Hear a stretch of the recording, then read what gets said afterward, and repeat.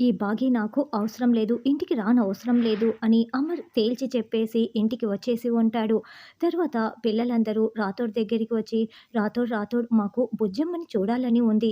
బుజ్జి తల్లిని చూడాలని ఉంది కాబట్టి ఒకసారి మిస్సమ్మకి ఫోన్ చేసి రమ్మని చెప్పు రాథోడ్" అని పిల్లలు అడుగుతూ ఉంటాడు. సరే, సరే అలాగేనంటూ రాథోడ్ బాగీకి ఫోన్ కాల్ చేస్తాడు.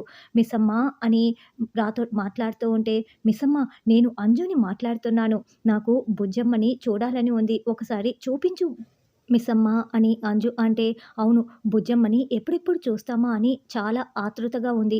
చూపించు మిస్సమ్మ" అని అమ్ము కూడా అడుగుతూ ఉంటుంది. "అరే! ఇంతవరకు ఇక్కడే ఉండిందే, ఇప్పుడే పార్కుకు వెళ్ళింది" అని భాగి చెప్తుంది. "అయితే మేము కూడా ఆ పార్కుకు వస్తాం మిస్సమ్మ" అని పిల్లలు చెప్తారు.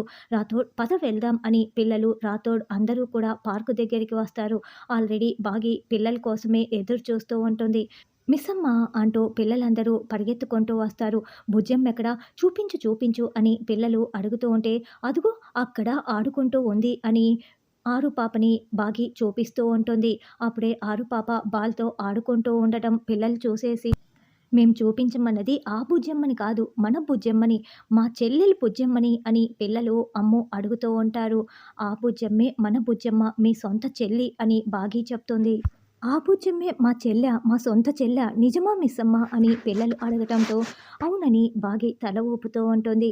ఇక పిల్లలందరూ చాలా సంతోషంగా బాల్‌తో ఆడుకుంటున్న బుజ్జమ్మ దగ్గరికి వెళ్ళి ముద్దులాడుతూ పైకి ఎత్తుకొని తిప్పేస్తూ ఉంటారు. అంజు కూడా బుజ్జమ్మని పైకి ఎత్తుకొని తిప్పేస్తూ ఉంటుంది. అలా పిల్లలందరూ చాలా సంతోషంగా ఉండటం చూసి బాగి, రాథోడ్ ఇద్దరూ చాలా సంతోషపడుతూ ఉంటారు.